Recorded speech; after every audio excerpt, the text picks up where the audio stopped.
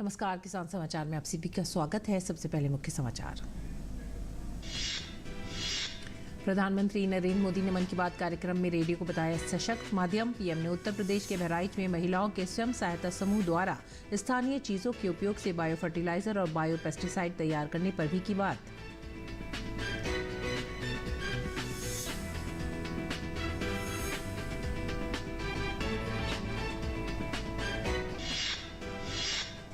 Petroleum मंत्री हरदीप सिंह पुरी ने Badaun CBG संयंत्र का किया उद्घाटन। प्रतिदिन 14 मीट्रिक टन बायोगैस का करेगा उत्पादन। संयंत्र पराली जलाने को कम करने में भी करेगा मदद।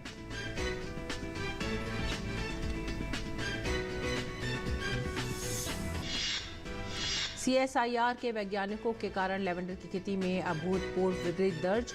गणतंत्र दिवस की झांकी में लेवेंडर की खेती में बैगनी क्रांति की शुरुआत बना आकर्षण का केंद्र।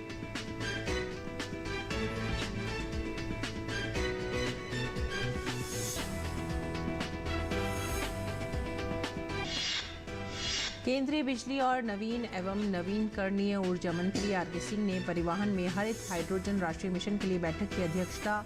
भारत के परिवहन क्षेत्र में हरित हाइड्रोजन के एकीकरण पर की गई चर्चा।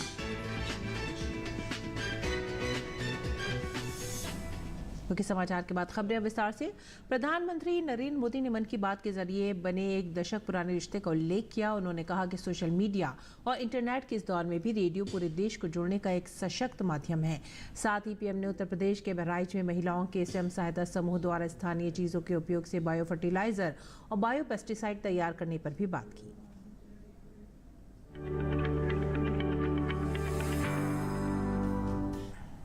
हर क्षेत्र में अपना परचम लहराने वाली महिलाओं ने उत्तर प्रदेश के बहराइच में स्वयं सहायता समूह ने स्थानीय चीजों के उपयोग से बायो फर्टिलाइजर और बायो पेस्टिसाइड तैयार कर नई मिसाल पेश की है।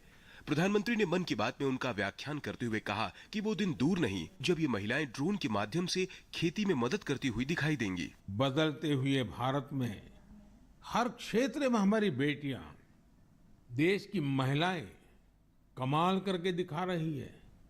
एक और क्षेत्र है जहां महिलाओं ने अपना परचम लहराया है, वो है सेल्फ हेल्प ग्रुप। आज विमेन सेल्फ हेल्प ग्रुप्स की देश में संख्या भी बढ़ी है और उनके काम करने के दायरे का भी बहुत विस्तार हुआ है। वो दिन दूर नहीं जब आपको गांव-गांव में, खेतों में नमो ड्रोन दीदियां ड्रोन के माध्यम से खेती में मदद करती हुई दिखाई देगी।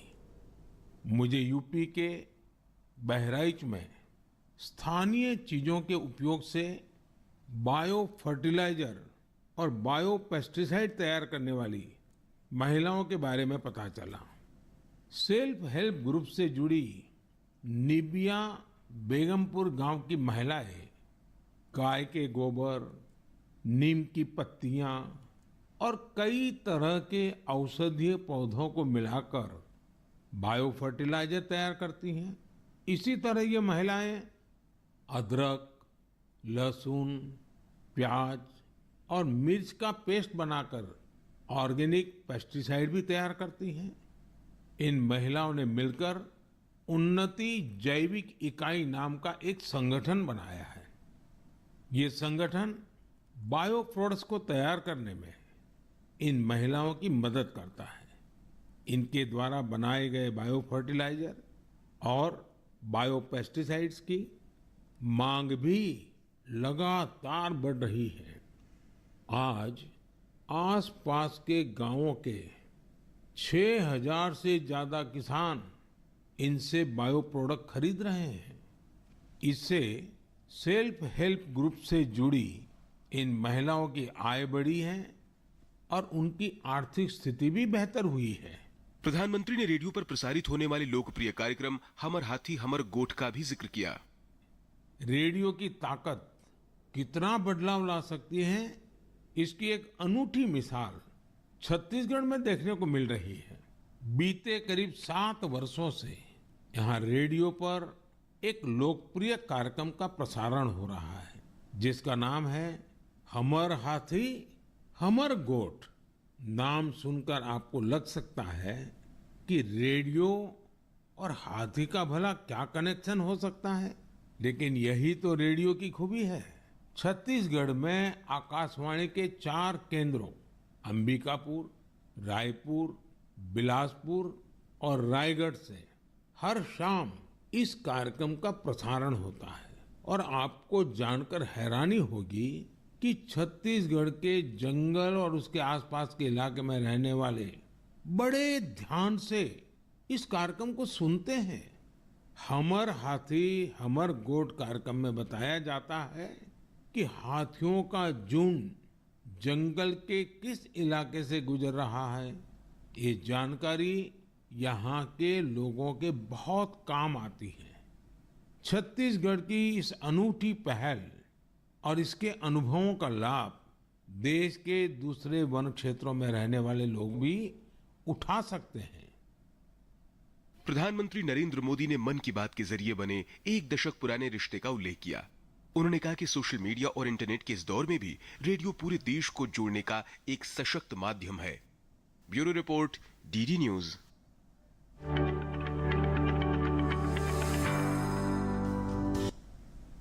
और आइए अब आगे बढ़ते अगली खबर की तरफ। गोबर और पराली अब यूपी के किसानों की आमदनी का नया जरिया बनने जा रहे हैं।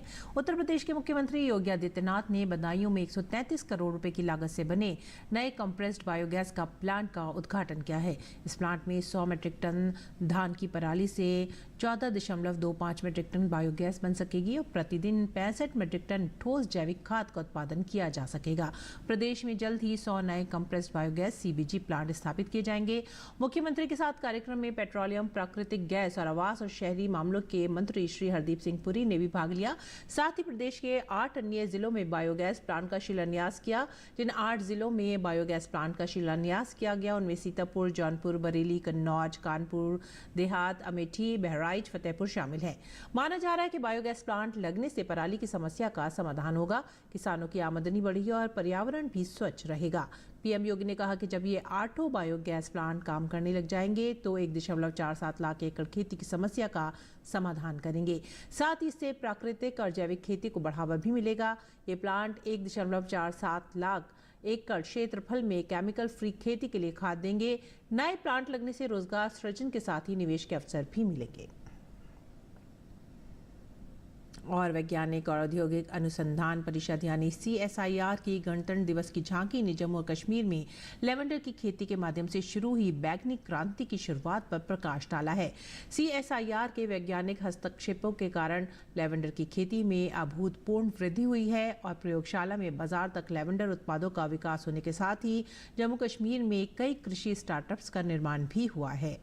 झांकी में CSIR द्वारा विकसित भारत के पहले महिला अनुकूल कॉम्पैक्ट इलेक्ट्रिक ट्रैक्टर का भी प्रदर्शन किया गया। CSIR ने जम्मू कश्मीर में खेती के लिए उपयुक्त लेवेंडर की एक विशिष्ट प्रजाति विकसित की और किसानों को पौधे और प्रारंभ से अंत तक की सभी कृषि प्रौद्योगिकियों के साथ साथ जम्मू कश्मीर के कई क्षेत्रों में आवश्यक तेल निष्कर्षण के लिए आसवन इकाइयां भी स्थापित की। जम्मू कश्मीर में लेवेंडर की खेती की सफलता ने इसे बैगनी क्रांति यानी पर्पल रेवोल्यूशन का नाम दिया है। झांकी के सामने वाले हिस्से में लेवेंडर की खेती और जम्मू कश्मीर की 21वीं सदी की एक सशक्त महिला किसान की मूर्ति को प्रदर्शित किया गया था। मध्य खंड में CSIR वैज्ञानिकों द्वारा वैज्ञानिक हस्तक्षेप और एक किसान को गुणवत्तापूर्ण रोपण सामग्री प्रदान करने का प्रदर्शन किया गया और लेवेंडर फार्मलैंड पर काम करने वाले किसानों को भी दर्शाया गया है। कृषि यांत्रिक प्रौद्योगिकी के अंतर्गत CSIR प्राइमा इटी 11 के स्वदेशी रूप से विकसित भारत के पहले महिला अनुकूल सुगठित कॉम्पैक्ट इलेक्ट्रिक ट्रैक्टर का प्रदर्शन भी किया गया। कृषि तकनीकी विकास पर प्रकाश डालते हुए लेवेंडर फूलों से आवश्यक तेल निकालने के लिए आसवन इकाई भी दिखाई गई। झांकी का पिछला भाग भारत में कृषि स्टार्टअप की अवधारणा और लेवेंडर आधारित उत्पादों, इत्र, तेल, अगरबत्ती के निर्यात को दर्शाता है। पूर्ण रूपेण महिला CSIR झांकी ने किसानों की आय, नारी शक्ति, कृषि स्टार्टअप और वैश्विक बाजार को बढ़ाने वाले वैज्ञानिक विकास की सरकार की पहल के अंतर्गत मिली उपलब्धियों को प्रदर्शित किया।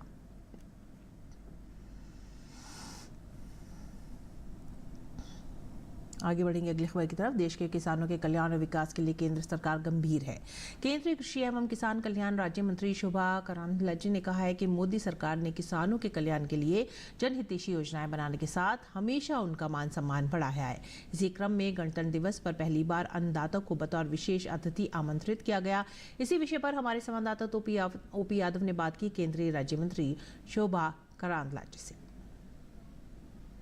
प्रधानमंत्री नरेंद्र मोदी की सार्थक पहल से देश के अलग अलग राज्यों के किसानों को गणतंत्र दिवस पर बतौर विशिष्ट अतिथि आमंत्रित किया गया है।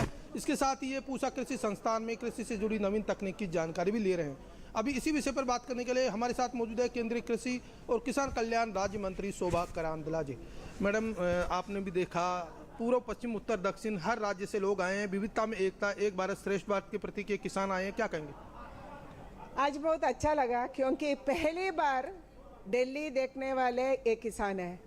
मैंने हाथ उठाने को बोला, कितना लोग हैं पहली बार दिल्ली देख रहे हैं, एंड पहली बार दिल्ली को देखने वाले बहुत ज़्यादा किसान हैं। इसीलिए प्रधानमंत्री जी ऐसा एक मौका दिया, देश का कोने कोने से किसान भी गणतंत्र दिवस में भाग ले सकते हैं, विशिष्ट अतिथि बना सकते हैं। ऐसे पहली बार हम देखा, इसीलिए किसान बहुत खुश है। हमको प्रधानमंत्री खुद बुलाए हैं बोल के आज उसका प्रशिक्षण है। हम कैसे अच्छा प्रोडक्शन कर सकते हैं, कैसे हमारा मार्केटिंग कर सकते हैं, कैसे हम फूड प्रोसेसिंग कर सकते हैं, इसी विषय में भी हम आज ट्रेनिंग देने वाले सब किसान इसी में भाग लेंगे एंड खुशी से वापस जाएंगे। बहुत अच्छा लगा।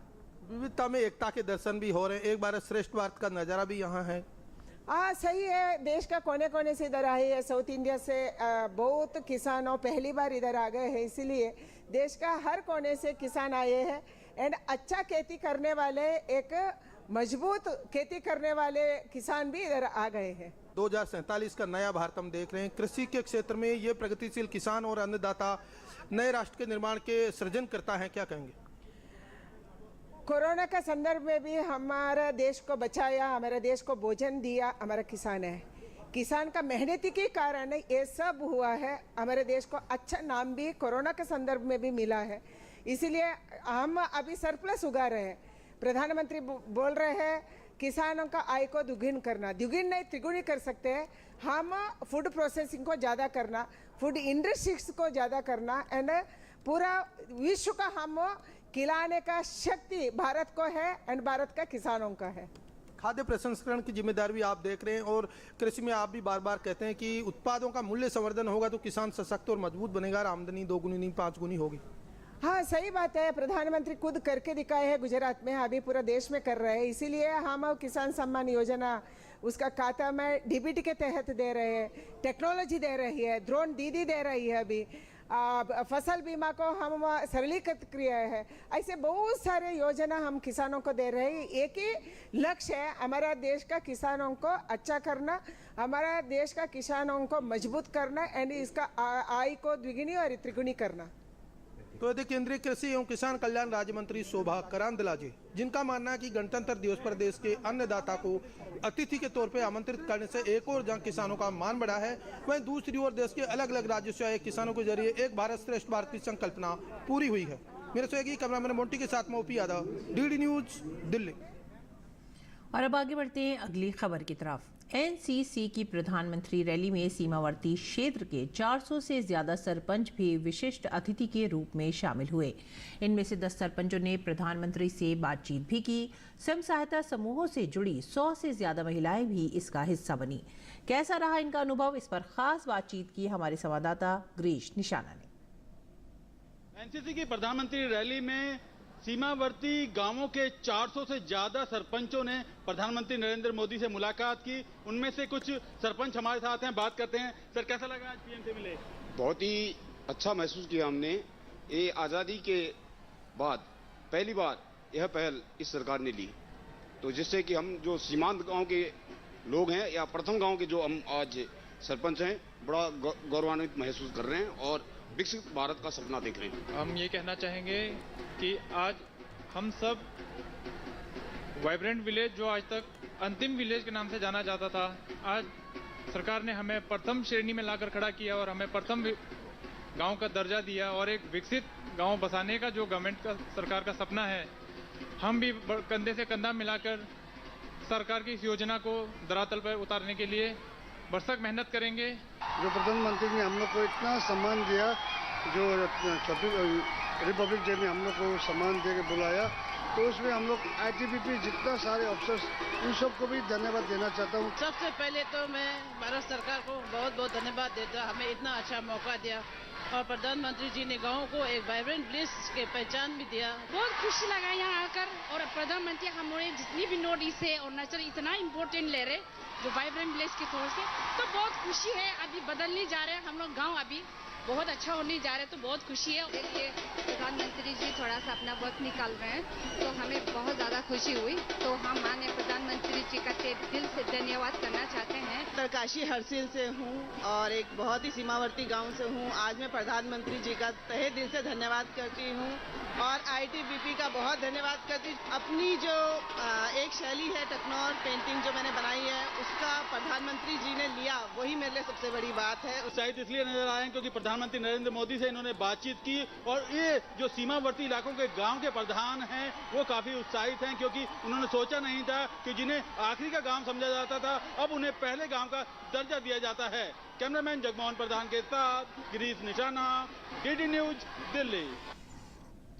केंद्रीय बिजली और नवीन एवं नवीकरणीय ऊर्जा मंत्री आर.के. सिंह ने नई दिल्ली में अटल अक्षय ऊर्जा भवन में एक महत्वपूर्ण बैठक की अध्यक्षता की, जिसमें भारत के परिवहन क्षेत्र में हरित हाइड्रोजन के एकीकरण पर ध्यान केंद्रित किया गया।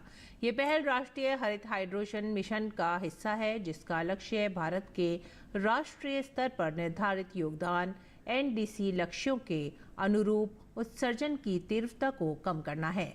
बैठक में नवीन और नवीकरणीय ऊर्जा मंत्रालय, सड़क परिवहन और राजमार्ग मंत्रालय के अधिकारियों और घटक निर्माताओं और मानक निर्माता निकायों के साथ साथ हाइड्रोजन उत्पादन, भंडारण और परिवहन में शामिल विभिन्न क्षेत्रों के प्रतिनिधियों ने भाग लिया। आर.के. सिंह ने एनडीसी लक्ष्यों को प्राप्त करने में परिवहन क्षेत्र की महत्वपूर्ण भूमिका पर जोर दिया और ईंधन सेल और आंतरिक दहन इंजन प्रौद्योगिकियों को दोनों को उपयोग करने पर ट्रकों और बसों सहित हैवी ड्यूटी गतिशीलता अनुप्रयोगों में हरित हाइड्रोजन की क्षमता पर प्रकाश डाला। केंद्रीय मंत्री ने परिवहन क्षेत्र में हरित हाइड्रोजन की क्षमता का आकलन करने के लिए परीक्षणों की एक श्रृंखला की वकालत की। इन परीक्षणों का उद्देश्य हरित हाइड्रोजन का उपयोग करके क्षेत्र को डीकार्बोनाइजिंग करने के लिए एक राष्ट्रीय रोड मैप में योगदान देना है। सिंह ने विशेष रूप से भारी शुल्क अनुप्रयोगों में हाइड्रोजन संचालित वाहन और बैटरी इलेक्ट्रिक वाहनों के बीच प्रौद्योगिकी और लागत की व्यापक तुलना की आवश्यकता पर भी जोर दिया।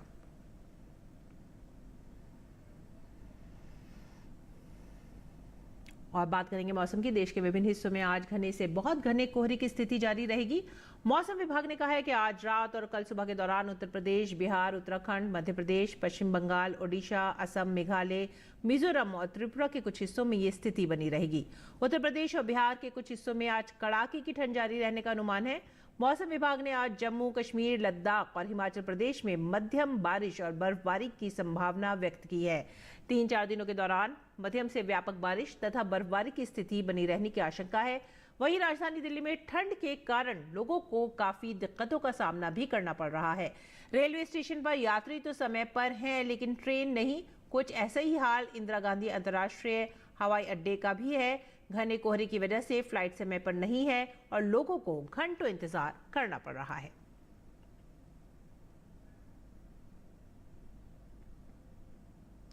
केंद्र सरकार की कल्याणकारी योजना को देश भर तक पहुंचाने वाली विकसित भारत संकल्प यात्रा जन भागीदारी का प्रतीक बन गई है। ये यात्रा आम जन की जिंदगी आसान बनाने की दिशा में सफल हो रही है। गरीब और जरूरतमंद लोगों को केंद्र की सरकार की योजनाओं का लाभ एक ही छत के नीचे मिल पा रहा है। राजस्थान के 12 जिले से देखिए ये खास रिपोर्ट।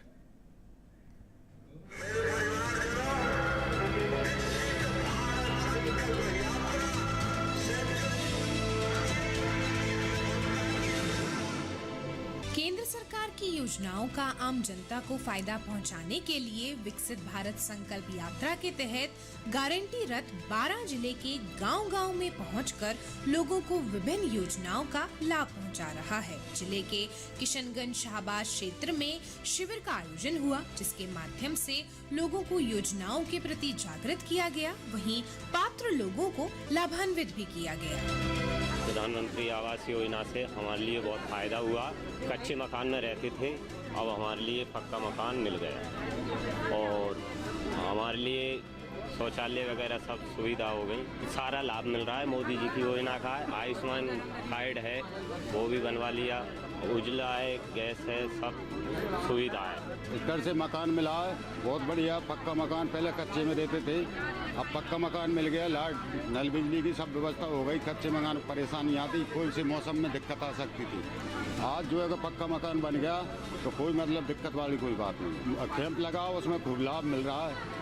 हाट भी बन रहे हैं, जो भी कोई काम बकाया सारे काम हो रहे हैं। किसान निधि योजना किसानों के लिए कारगर साबित हो रही है, वहीं प्रधानमंत्री आवास योजना लोगों के लिए वरदान बन रही है। जिन लोगों के पास रहने के लिए मकान नहीं था, अब उनको अपना मकान मिला है। इससे उनके जीवन में बदलाव आया है। किसान सम्मान निधि योजना का पैसा 6,000 रुपये मिलता है सालाना। उससे मेरे खाद बीज का बहुत मुझे फायदा है और भारत सरकार से बहुत मदद मिलती है। 6,000 रुपये मिलते हैं, प्रधानमंत्री के काम में आ जाते हैं, बहुत बढ़िया योजना चल रही है। विकसित भारत संकल्प यात्रा शिविर असल मायनों में विकसित भारत के सपने को पूरा करने की कड़ी में बड़ा कदम है, जहां आमजन को एक ही छत के नीचे केंद्र की बेहतरीन योजनाओं का लाभ मिल पा रहा है। केंद्र सरकार का यह प्रयास आम लोगों की जिंदगी में बड़ा बदलाव लाने में सफल सिद्ध हो रहा है।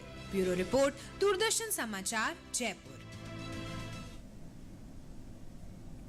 और देश भर में चल रही विकसित भारत संकल्प यात्रा के दौरान हर दिन लोगों की भागीदारी बढ़ती जा रही है। इस यात्रा का उद्देश्य एक उन्नतिशील और समावेशी भारत की दिशा में संगठित मार्ग बनाना है।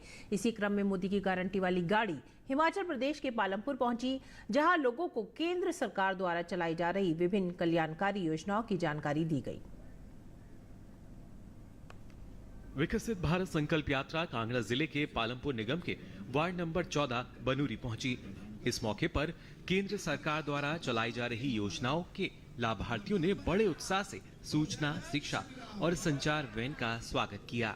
इस दौरान एलईडी के माध्यम से लोगों को केंद्र सरकार द्वारा चलाई जा रही विभिन्न कल्याणकारी योजनाओं की जानकारी दी गई। साथ ही प्रचार सामग्री भी वितरित की गई, जहां वंचित लोगों को केंद्र सरकार की योजनाओं के बारे में जानकारी दी गई। वहीं लाभार्थियों ने मेरी कहानी मेरी जुबानी पहल के माध्यम से अपने जीवन में आए बदलाव की कहानी साझा की। मेरे को मकान के लिए पैसे मिले थे प्रधानमंत्री आवास योजना के, मेरा घर बन गया। मैं पहले कच्चे मकान में रहता था, अब मेरा पक्का मकान बन गया। और मेरे को 2,000 रुपये जो किसान योजना का मिलता है, उससे मैं बीज वगैरह जो खरीदता हूँ, वो जो स्कीमें आती हैं वो भी मेरा उसका फायदा। मैं धन्यवाद करता हूँ मोदी जी का। मोदी जी ने हमारे को उज्जवल गैस दी है। मुझे उज्जवल योजना का लाभ मिला है, उसमें मेरे को गैस कनेक्शन मिला। और पहले बड़ी परेशानी होती थी, हमें चूल्हा जलाने के लिए लकड़ियाँ इकट्ठी करनी पड़ती थी। मेरे को मोदी जी ने मकान दिया, मैं कच्चे मकान में रहती हूँ, अब मोदी जी ने मकान बना दिया, उसका बड़ा धन्यवाद करती हूँ मैं।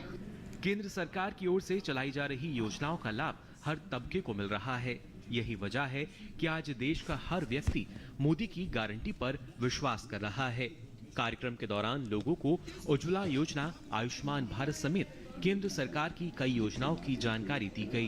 मोदी जी ने कहा है कि जब तक मेरा भारत का गरीब, उसके लिए अगर मैं 5 लाख रुपए की चिंता ना करूं, तब तक मैं चैन से नहीं बैठूंगा। ऐसी सरकार तुम्हारे आशीर्वाद करने आई और मोदी जी ने ये महसूस किया तथा मोदी जी ने ये किया। अगर मोदी जी भी महलों से निकल कर आते तो मोदी जी के दिमाग में ये बात ना आती। वहीं विकसित भारत संकल्प यात्रा जब पालमपुर निगम के वार्ड नंबर 15 कोल्टा के भरमार पहुंची तो लोगों ने बड़े ही गर्मजोशी से वैन का स्वागत किया। इस मौके पर लोगों को विभिन्न कल्याणकारी योजनाओं की जानकारी तो दी ही गई, साथ ही लोगों की समस्याओं का समाधान भी किया गया। इस मौके पर अधिकारियों ने उज्ज्वला योजना, आयुष्मान भारत कार्ड, किसान सम्मान निधि योजना समेत केंद्र सरकार की कई योजनाओं की जानकारी दी। कार्यक्रम के दौरान लोगों को योजनाओं से संबंधित प्रचार सामग्री भी बांटी गई। इस मौके पर भाजपा के पदाधिकारी भी मौजूद रहे।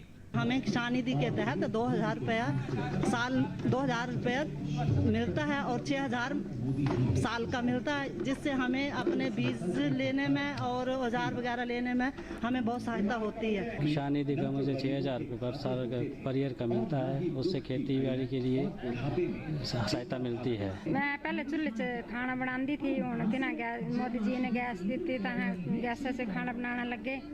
बड़ा बड़ा धन्यवाद इन्हों का। 2000 रुपये मिलता हमारे को, उसमें हम खेती बाड़ी करते हैं और उसके औजार खरीदते हैं और मोदी जी का बहुत बहुत धन्यवाद। प्रदेश में चल रही विकसित भारत संकल्प यात्रा को लोगों का भरपूर समर्थन मिल रहा है। इस यात्रा का सबसे बड़ा मकसद ही यही है कि कोई भी हकदार सरकारी योजनाओं के लाभ से छूटना नहीं चाहिए। ऐसे लोगों तक पहुंचने के लिए मोदी की गारंटी वाली गाड़ी गांव-गांव पहुंच रही है। Bureau report, DD news. और आइए अब जानते कुछ और खबरें खास खबर में। प्रधानमंत्री नरेंद्र मोदी ने साल 2024 के पहले मन की बात कार्यक्रम में 22 जनवरी को अयोध्या धाम में हुई प्राण प्रतिष्ठा पर अपने भाव व्यक्त किए। साथ ही प्रधानमंत्री ने स्वच्छता अभियान में लोगों के बढ़ चढ़कर हिस्सा लेने पर खुशी जताई।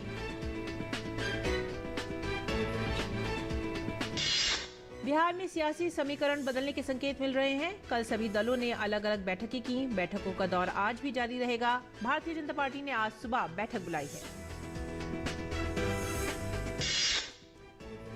जेडीयू नेता नीरज कुमार ने कहा है कि मुख्यमंत्री नीतीश कुमार ने गवर्नेंस से कोई समझौता नहीं किया है। साथ ही उन्होंने कहा कि नीतीश कुमार की शख्सियत के कारण उन्हें सब लोग अपने साथ लेना चाहते हैं।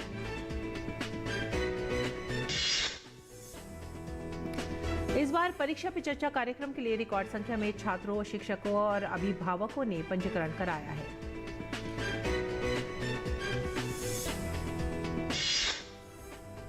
भारतीय नौसेना की युद्धक पोत INS विशाखापट्टनम ने लाल सागर में यमन के हौसी विद्रोहियों के हमले की चपेट में आए ब्रिटिश तेल टैंकर मालिन लुआंडा पर लगी आग बुझाने में मदद की। इस जहाज में 22 भारतीय क्रू मेंबर के अलावा बांग्लादेश का एक क्रू मेंबर भी सवार था। 2018 में शुरू हुआ परीक्षा पे चर्चा कार्यक्रम देश भर के छात्रों के बीच बेहद लोकप्रिय है। कार्यक्रम के जरिए प्रधानमंत्री नरेंद्र मोदी छात्रों को परीक्षा के तनाव से बेहतर तरीके से निपटने के गुर बताते हैं। केंद्रीय रेल मंत्री अश्विनी वैष्णव ने आज रेलवे में बढ़ते रोजगार के अवसरों को लेकर बताया है कि अभी तक 1,50,000 लोगों को रोजगार मिल चुका है और अब हम हर साल ज्यादा से ज्यादा लोगों को रोजगार देने का प्रयास करेंगे।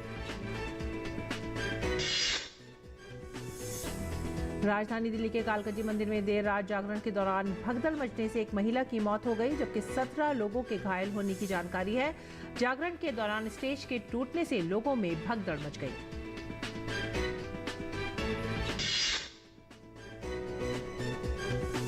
अयोध्या धाम में रामलला के दर्शन करने के लिए भक्तों की भारी भीड़ उमड़ रही है। ठंड के बावजूद देश के कोने कोने से लोग अयोध्या में श्री राम जन्मभूमि मंदिर में रामलला के दर्शन के लिए पहुंच रहे हैं। भक्तों की सुरक्षा के लिए कड़े इंतजाम किए गए हैं। अडानी समूह की सीमेंट कंपनी सांघी इंडस्ट्रीज ने दिसंबर तिमाही के नतीजे जारी कर दिए। इस तिमाही में कंपनी का घाटा बढ़ा है। सप्ताह के आखिरी कारोबारी दिन ड्रोन बनाने वाली कंपनी जेनटेक के शेयरों में जबरदस्त तेजी देखी गई।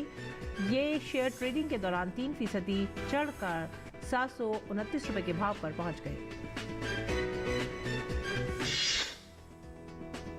Electric bus maker company Olectra Greentech limited ने दिसंबर तिमाही के नतीजे जारी कर दिए हैं। इस तिमाही में कंपनी का नेट प्रॉफिट 78% बढ़कर 27.2 करोड़ रुपए पर पहुंच गया है।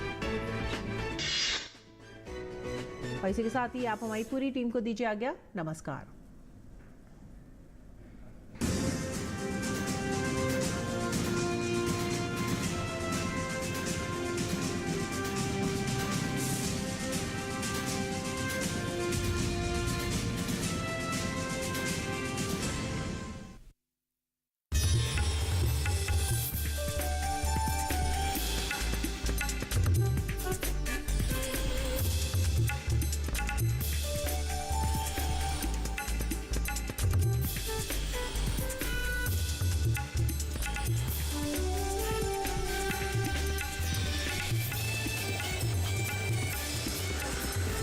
डीडी किसान, बदलते भारत की शान।